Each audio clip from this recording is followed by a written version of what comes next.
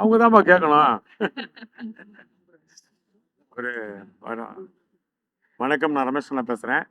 நிழல் அப்படின்ற ஒரு திரைப்படத்தை பார்த்தீங்க. இது வந்து புதுமுகம் ஜனனி அவர் நடிச்சிருக்காங்க. அவங்களுக்கு பெரிய ஒரு கேரக்டர் கிடச்சிருக்கு. ஒரு 2 வேஷம், அதுவும் ஒரு ஒண்ணு வந்து கொஞ்சம் வயலன்ஸ் அந்த இதெல்லாம் வச்சு, இன்னொன்னு வந்து சாஃப்ட் கேரக்டர். அது 2மே நல்ல டிஃபரன்ஷியேட்ஸ் காட்டியிருக்காங்க. அதே மாரி ஹீரோ எங்கப்பா அவரு? விசாகன். It's very good. இந்த போலீஸ் ஆஃபீஸர் அவர் ஏற்கனவே போலீஸ் ஆகணும்னு ஆசைப்பட்டு, அது ரியல் போலீஸா ரியல் போலீஸ் ஆயிட்டாரு. அவர் பிரதரான போலீஸ் ஆயிட்டாரு இல்லையா? ப்ரொடியூசர்ஸ் எங்கப்பா? தயாரிப்பாளர்.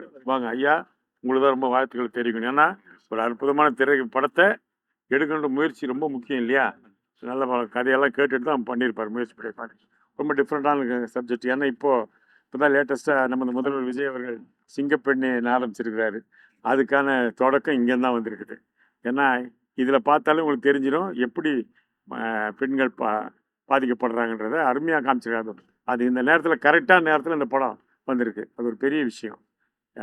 நிச்சயமாக இது மாபெரும் வெற்றி அடையும், மாற்று கருத்தே கிடையாது. அது குமார் அவர்களுக்கு மனமார்ந்த வாழ்த்துக்களை தெரிவிச்சுக்கிறேன். ரொம்ப அற்புதமாக எடுத்திருக்கார் டைரக்டர். நான் எப்பயும் புது டைரக்டர் படத்தில் நடிக்கும் போது கொஞ்சம் பயப்படுவேன். ஏன்னா அவங்க கொஞ்சம் நிறைய எடுப்பாங்க. இந்த பக்கம் ஒன்று எடுக்கலாம், அந்த பக்கம் ஒன்று எடுக்கலாம், இன்னொன்று கூட எடுத்துக்கலாமான்னு கேட்டுட்டு கட்சியில் மானிட்டரை பார்த்து இன்னொன்று எடுக்கலாம்னு முடிவு பண்ணுவாங்க. 4 தடவை நடிக்க வேண்டியதாக இருக்கும். ஆனால் அந்த விதமாக எந்த பிரச்சனையும் இல்லாமல் நான் ஒரு 4-5 நாள் நடிச்சிருப்பேன். ஆனால் படம் பூரா நான் இருக்கிற மாதிரி ரொம்ப அற்புதமாக ஒரு பெரிய டைரக்டருக்கான அத்தனை குவாலிட்டி அவர்கிட்ட இருக்குது. ஏன்னா அவர் ஒர்க் பண்ணியிருக்காங்க, எனக்கு இப்போ தான் தெரியும் விஜய் டிவியில். அதனால் பக்காவாக டெக்னிக்கலாக வெரி. அதே மாதிரி கேமராமேன் ரொம்ப அற்புதமாக பண்ணியிருக்காரு. ஒரு ஷார்ட்ஸும் எங்கே வாங்க வாங்க மோகன், வெரி நைஸ், ரொம்ப சூப்பர். அதே மாதிரி இந்த மியூசிக் டைரக்டர் யாருப்பா பேர்? அபுபக்கர். ரொம்ப நல்லா பண்ணியிருக்கீங்க மியூசிக் டைரக்டர், வெரி குட். ஒரு இடமும் அந்த ரெக்கார்டிங் இஸ் வெரி அப்சல்யூட்லி ரொம்ப பெர்ஃபெக்டாக இருந்துச்சு. சில இடத்துலலாம் ரொம்ப ஓவராக போட்டு கருத்துருவாங்க, அதெல்லாம் இல்லை. Very good, super music. Song அந்த இரவில் சாங் நல்லா இருக்கு, ரொம்ப நல்லா ஹிட் ஆகும் கன்ஃபார்மாக. நல்ல வார்த்தைகள் எழுதியிருக்கிறாரு. யார்? பிரசாந்தா ரைட்டர்ஸ், வெரி குட். நல்ல லிரிக்ஸ் நல்லா இருந்துச்சு கேட்குறது. தீ சுடும் அந்த பாட்டும் சரி, இந்த இரவில் நல்லா இருக்குது. நல்ல அற்புதமான ஒரு திரைப்படம். நிழல்னாலே படத்துக்கு எப்பவுமே வெற்றி அடையும். ஏன்னா சமீப காலத்தில் நம்ம பார்த்த படங்கள்லாம் பார்த்து நிழல்கள் இயக்குனர் பாரதிராஜ் இழந்து விட்ட அந்த நேரத்தில் அவரை ஞாபகப்படுத்துகிற மாதிரி இருக்குது. நிழல்கள் படம் வந்த அப்புறம் மாபெரும் வெற்றி அடைந்து அதில் நடித்த ஒரு ஹீரோவுக்கு வந்து நிழல்கள் ரவின்னு பேர் வச்சுட்டாங்க. இன்றைக்கு வரைக்கும் அவர் அந்த பேர் வச்சு தான் கூப்பிட்றாங்க. அதே மாதிரி நிழல் நிஜமாகிறது பெரிய ஹிட்டு. மலையாளத்தில் சத்யன் பண்ண படத்தை கமல் சார் பண்ணி கே பாலச்சந்தர் எடுத்தார். நிழல் நிஜமாகிறது. அது மாதிரி நிழல் அந்த பேர் வந்தாலே அந்த படத்துக்கு ஒரு சென்டிமெண்ட்டாக ஹிட் ஆகிறதுக்கு வாய்ப்பு இருக்குது. அதுக்கு இந்த படம் மாற்று கருத்தே கிடையாது. நிழல் இந்த படம் மாபெரும் வெற்றி அடையும். இதில் நடித்த அத்தனை பேருக்கும், தொழில்நுட்ப கலைஞர்களுக்கும் எல்லாருக்கும் பெரிய ஒரு எதிர்காலம் இருக்குது. ஆனால் அந்த எதிர்காலம் எல்லாமே யாருகளில் இருக்குதுன்னா மீடியா பீப்புள்கிட்ட இருக்குது. நீங்கள் எழுதுறதை வச்சு தான் மக்கள் வந்து இப்போல்லாம் அப்படி தான் ஆயிடுச்சு. முன்னெல்லாம் ஜனங்க நேராக வந்து படம் பார்ப்பாங்க, பார்த்துட்டு அவங்கவுங்க முடிவு பண்ணுவாங்க. இப்போ அப்படி இல்லை. முதல்ல மீடியாவில் பார்த்து தெரிஞ்சுக்கிறாங்க, நல்லா இருக்கா, போகலாமா வேணாமான்னு. இன்டர்வெல்லே ஒருத்தர் சொல்லிடுறாரு படம், அப்படிலாம் வந்துட்டு அதெல்லாம் கெடுக்கு. அதையெல்லாம் நிறுத்தணும். அது வந்து சிஎம்முக்கு தனியாக ஒரு பெட்டிஷன் போட்டிருக்கோம். அதாவது இன்டர்வல் வர்றதுக்கு முன்னாடியே படத்தை பற்றி விமர்சனம் கொடுத்து வர்றவனைக்கு எடுத்துடுறது அப்படிலாம் இல்லை. படங்கள் வந்து அவங்கவுங்களுக்கு மூடுக்கு ஏற்ற மாதிரி பார்த்து திறமையாக அது நல்ல முடிவு என்னன்றது அப்படி சொல்லுவாங்க. இந்த படம் எனக்கு பார்க்கும்போது ரொம்ப ஆச்சரியமாக வந்து ஃபர்ஸ்ட் ஆஃப் என்னப்பா இவ்வளோ சீக்கிரம் வந்துச்சு ஃபர்ஸ்ட் ஆஃப் இன்டர்வல் விட்டீங்க அப்படி தான் தோணுச்சு எனக்கு படம் பார்த்த உடனே. சடான்னு வந்துடுச்சு. அதே மாதிரி செகண்ட் ஹாஃப் அவ்வளோ ஸ்பீடாக போயிடுச்சு. ரொம்ப அற்புதமாக பண்ணியிருக்காரு. ரொம்ப நல்லா இருந்து என் கூட இந்த பத்திரிக்கையாளர் எல்லாம் பழனிக்குமாரெலாம் ரொம்ப பாராட்டினார் பக்கத்தில் உட்காந்து. ரொம்ப அவருக்கும் ரொம்ப பிடிச்சது சப்ஜெக்ட். அதனால் இந்த படம் மாபெரும் வெற்றி அடைய உங்களுடைய ஒத்துழைப்பு நிச்சயமாக தேவை. இந்த படத்தில் வந்த அத்தனை பேருக்கும் எதிர்காலம் பிரகாசமாக இருக்க சொல்லி விடைபெறுகிறேன். நன்றி, வணக்கம்.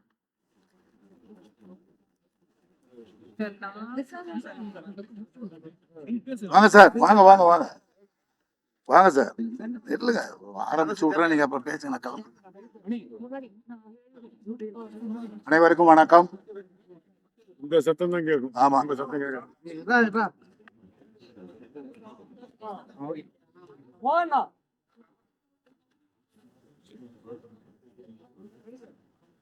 அனைவருக்கும் அன்பான வணக்கம். இந்த ஒரு சிறப்பான படத்திற்கு நீங்க எல்லாம் மீடியா பீப்புளெலாம் வந்து இதை வந்து கௌரவித்ததற்கு முதல்ல என்னோட நன்றி. இந்த படத்தை நீங்க எல்லாரும் இந்த மீடியா பீப்புள் அனைத்து நண்பர்களும் சகோதரர்களும் இதை வந்து நீங்க நல்லா கொஞ்சம் ப்ரொமோட் பண்ணணும். ஏன்னா இந்த படத்தை இயக்குறதுக்கு இந்த குமார் இருக்காருன்னா அவரை பற்றி நான் இந்த இடத்துல சொல்ல விரும்புகிறேன். நாம் இருவர் நமக்கு இருவர்னு ஒரு சீரியல் அது விஜய் டிவியில் ரொம்ப சிறப்பாக போயிட்டு இருந்தது. அந்த விஜய் டிவியில் வந்து இணை இயக்குனராக இருந்தார். அப்போ இந்த இணை இயக்குனராக இருக்கும்போதே அங்கே இருக்கிற ஆர்டிஸ்ட்டுகளை கோஆப்ரேட் பண்ணுறது, எல்லாருக்குமே அந்த நடிப்பு சம்மந்தப்பட்ட அந்த வேலைகளை கற்றுக் கொடுக்குறது, இதெல்லாம் அவர் ரொம்ப சிறப்பாக பண்ணிக்கிட்டு இருந்தார். அப்பயே சொன்னேன், குமார் உங்ககிட்ட நிறைய ஒரு திறமை இருக்குது, இதை சீக்கிரமே நீ ஒரு பெரிய படத்தில் கொண்டு வரணும் இந்த திறமைன்னு சொன்னேன். என்னுடைய வாக்கு பலித்தது என்னவோ, ஆண்டவனுடைய அருளால் இப்படி ஒரு சிறப்பான ஒரு படத்தை எடுத்தது பெருசு இல்லை, அதை சிறப்பாக ப்ரிவியூ பண்ணி நாளைக்கு ரிலீஸும் பண்ணுறாரு. அது ரொம்ப எனக்கு மகிழ்ச்சியாக இருக்குது. குமாருடைய திறமையை பற்றி சொல்லிகிட்டே இருக்கலாம். நேரம் காலம் கருதி இந்த படம் வந்து சிறப்பாக உங்களுக்கெல்லாம் நான் சொல்லணும் தேவையில்லை. படம் உட்கார்ந்ததுலேருந்து முடிகிற வரைக்கும் அப்படி ஒரு இன்ட்ரெஸ்டிங்காக இருந்தது. ஒரு த்ரில்லாக எடுத்திருக்காரு. இந்த ஒரு ஒரு வாய்ப்பை கடவுள் அவர் அளித்ததற்கும் என்னுடைய மனமார்ந்த நன்றியும் வாழ்த்துக்களையும் தெரிவிச்சுக்கிறேன். ஒரு சின்ன திரையில் நான் ஒரு பொறுப்பில் இருந்ததால், அவர் சின்ன திரையிலேருந்து பெரிய திரைக்கு வந்ததால், இனி பெரிய திரையில் தொடர்ந்து அவர் பல படங்களை இது மாதிரி தன்னோடு அன்போடு வேண்டிக்கிறேன். இதுக்கு உங்களுடைய எல்லோருடைய ஒத்துழைப்பும் வேண்டும் என்று அன்போடு கேட்டுக்கொள்கிறேன். நன்றி, வணக்கம்.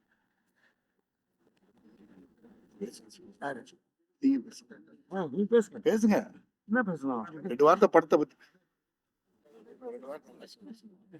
இங்க வந்திருக்கிற மீடியா நண்பர்கள் எல்லாருக்குமே வணக்கம்.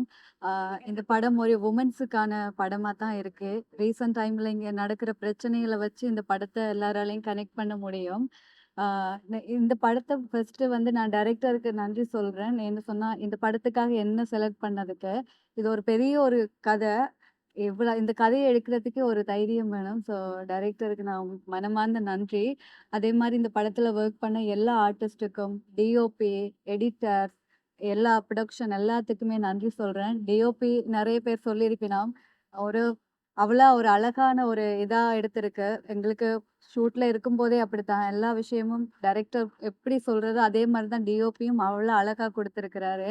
அதே மாதிரி மியூசிக் டைரக்டர் ரொம்ப நல்லா இருக்கு. சாங் அண்ட் லிரிக்ஸா இருக்கட்டும் எல்லாமே கரெக்டா இருக்குது. ஸோ இந்த படம் வந்து மீடியா நண்பர்கள் உங்கள்ட்ட தான் இருக்குது. ஏன்னா நிறைய படம் வருது. ஆனா அதை நீங்க கரெக்டா எடுத்துட்டு போனா நிறைய பேருக்கு அது ஹெல்ப்ஃபுல்லா இருக்கும் லைஃப்ல. ஸோ கரெக்டான இதில் நீங்க எடுத்துட்டு போவீங்கன்னு நம்புறேன். ஸோ நன்றி, தேங்க்யூ. பேர் விஷாகன். இது என்னோட ஃபர்ஸ்ட் படம். ரிலீஸ் ஆன வெப் சீரிஸ் ஒன்று ரிலீஸ் ஆயிடுச்சு, தடயம். அதில் ஒரு கேரக்டர் பண்ணியிருந்தேன். நிழலில் மேல் லீடாக பண்ணியிருக்கேன். ரொம்ப சந்தோஷம். இந்த நேரத்தில் நான் கடவுளுக்கு நன்றி சொல்ல ஃபஸ்ட்டு கடமைப்பட்டிருக்கேன். அதுக்கப்புறம் எங்கள் அம்மாவுக்கு, பெரியம்மா, என் அண்ணி, என்னோட மூணு பேர் என்னோட பெரிய பேக் போன். 3 அம்மாக்கள் எனக்கு வாழ்க்கையில் கொடுத்துருக்காங்க கடவுள். அதுக்கு நன்றி. அப்புறம் இந்த வாய்ப்பு கொடுத்த டேரக்டர் ஏகே குமார் சாருக்கு ஒரு பெரிய நன்றி. இந்த படம் ஒரு பெரிய ஒரு லெசன் தான் எனக்கு. அண்ட் நிறைய சீனியர் ஆர்டிஸ்டோட டைம் ஸ்பெண்ட் பண்ண ஒரு நல்ல ஒரு வாய்ப்பு கிடச்சிதுன்னு டைம் ஸ்பெண்ட் பண்ணுற வாய்ப்புன்றதோட நிறைய லேர்னிங்க்கான கிளாஸாக தான் இருந்தது. ரொம்ப ரொம்ப நன்றி, எல்லாருக்கும் நன்றி. அதை தெரிஞ்சுக்கணும்னு நினைக்கிறேன். அண்ட் டெக்னீஷியன்ஸ் எல்லாருக்கும் ரொம்ப நன்றி. அண்ட் பொதுமக்களுக்கு என்னோட ரெக்வெஸ்ட் வந்து இந்த படத்தை சப்போர்ட் பண்ணுங்க. ரொம்ப கம்மியான பொருள் செலவில், ரொம்ப குறுகிய ஷூட்டிங் டேஸ், குறுகிய நாட்களில் ரொம்ப பாடுபடுத்தி எடுத்த படம்.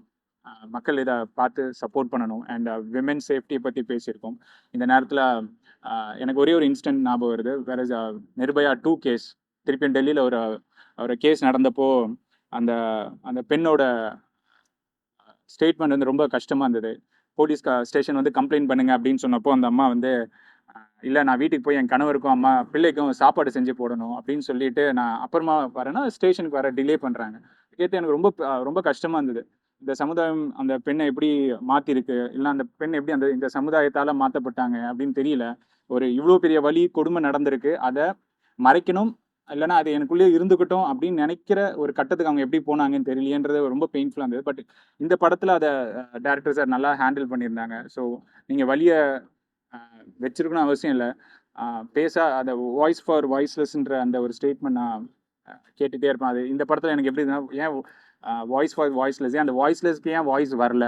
எல்லாருமே பேசணும்ல. எல்லாருக்கும் ஏதாவது ஒன்று நடந்துச்சுன்னா ஃபஸ்ட்டு நம்ம பேசுறதுக்கான ஒரு தைரியமும் ஒரு இடமும் நமக்கு இந்த கவர்மெண்ட் அண்ட் இந்த சொசைட்டி வந்து அமைச்சு கொடுத்துட்டே இருக்கணும். இதுதான் இந்த படத்தோட மூலியமாக நான் கற்றுக்கிட்டது. So thank you all.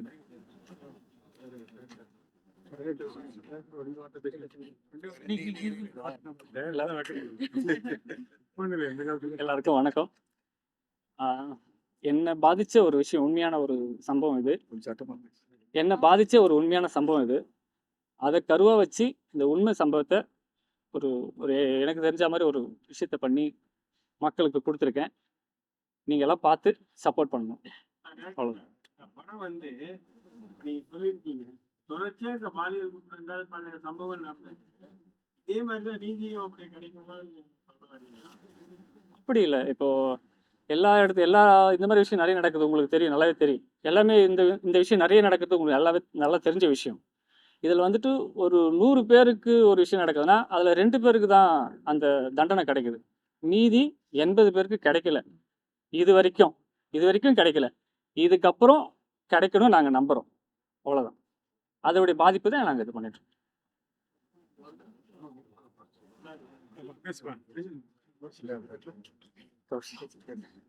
எல்லாருக்கும் வணக்கம். நான் கௌஷிக். இந்த படத்தில் ஒன் ஆஃப் த லீடு பண்ணியிருக்கேன். கூட நடிச்ச எல்லாரும் இங்கே இருக்காங்க. அவங்க கூட ஸ்க்ரீன் ஷேர் பண்ணது ரொம்ப சந்தோஷம். தேங்க்யூ. அண்ட் டெக்னீஷியன்ஸ் எல்லாருமே இருக்காங்க. எல்லாருக்கும் ரொம்ப நன்றி. படம் நாளைக்கு ரிலீஸ் ஆகுது, நிழல். தேட்டர்ஸில் எல்லாரும் மறக்காமல் போய் படம் பார்க்கணும். யாருக்காக இந்த படம் ஓடுதோ இல்லையோ, எங்கள் டேரக்டருக்காக இந்த படம் நல்லபடியாக ஓடணும். ஏன்னா ஐ நோ த பெயின். ஒரு படம் எடுத்து அதை எடுத்துகிட்டு வந்து ரிலீஸ் பண்ணுறதுக்கு எவ்வளோ கஷ்டம். நிறைய விஷயங்கள் இருக்குது, அது உள்ளே இருந்து நிறைய விஷயங்கள் இருக்குது. அதெல்லாம் தாண்டி தான் இன்றைக்கி படத்தை ரிலீஸ்க்கு எடுத்துகிட்டு வந்திருக்காரு. நான் கடவுளை பிரார்த்திக்கிறேன், கண்டிப்பாக அந்த படம் பெரிய படமாகி எங்கள் டேரக்டருக்கு ஒரு நல்ல பேர் கிடைக்கணும், ப்ரொடியூசருக்கு நிறைய காசு கிடைக்கணும். கண்டிப்பாக கிடைக்கும் நான் நம்புகிறேன். அவங்க எல்லாரும் மீட் பண்ணது சந்தோஷம். நாளைக்கு தேட்டரில் எல்லாரும் பார்க்குறேன், மீட் பண்ணுறேன். Thank you so much. Thank you.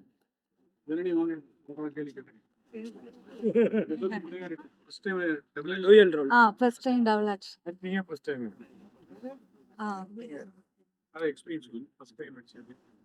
First time எனக்கு கொஞ்சம் ஏன்னா டபுள் ஆக்ஷன் எப்படி செட் ஆகுன்ற ஒரு பயம்தான்.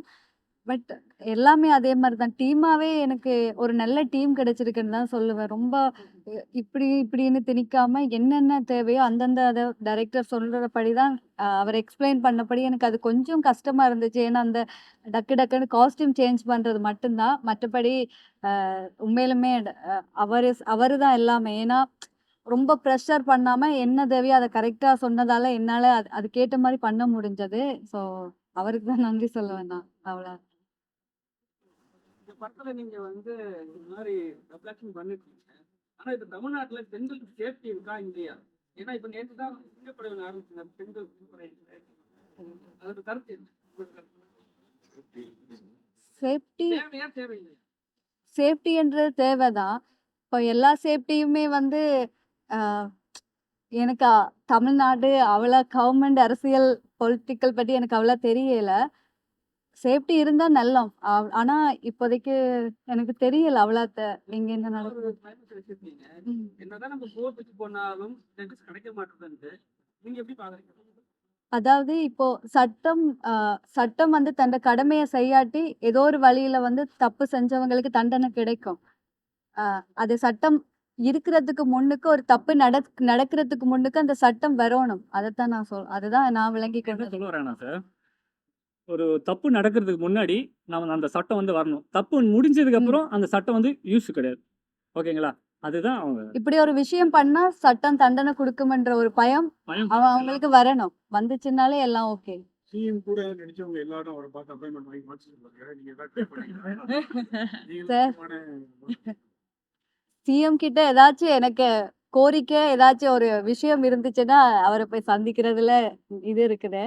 சும்மா இதுக்கு அவரை டிஸ்டர்ப் பண்ணணும். அவருக்கே அங்க நிறைய வேலை இருக்கும். பிக் பாஸ் ஜனனி இப்ப வந்து நிழல் ஜனனியா இருக்கீங்க, சரிங்களா?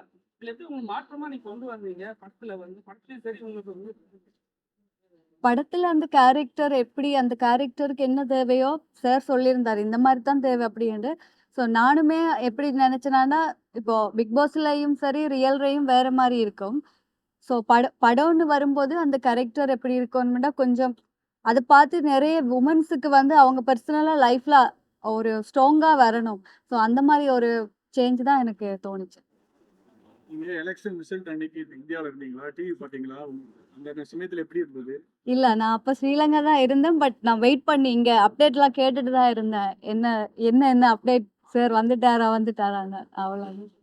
கணேஷ், இதான் இந்த சின்ன படங்களுக்கு ஹீரோயின் அடியில்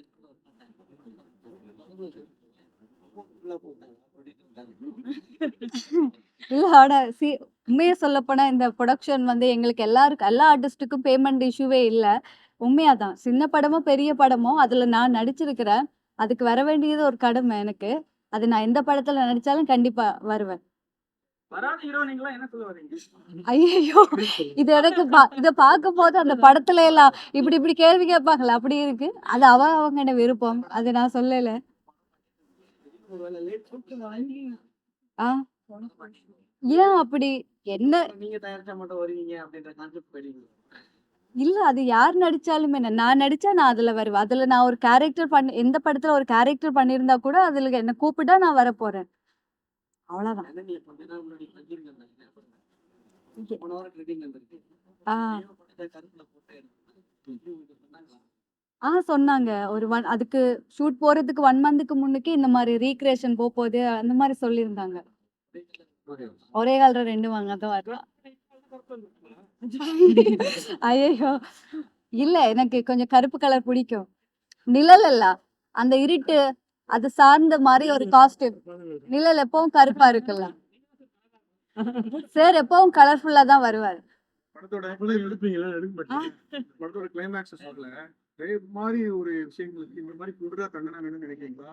ஏன்னா நிறைய பேர் வந்து ஹேங்கிங் இந்த மாதிரிலாம் ரொம்ப இதாக இருக்குன்னு சொல்றாங்க. சிலர் வந்து வேற மாதிரி இருக்காங்க. உங்களோட ஒப்பீனியன் என்ன? தப்பு பண்ணினவர்கள் வந்து அவர் இந்த மாதிரி தப்பு பண்ணாக்களுக்கு இதை விட கொடுமையா தண்டனை கொடுக்கணும்.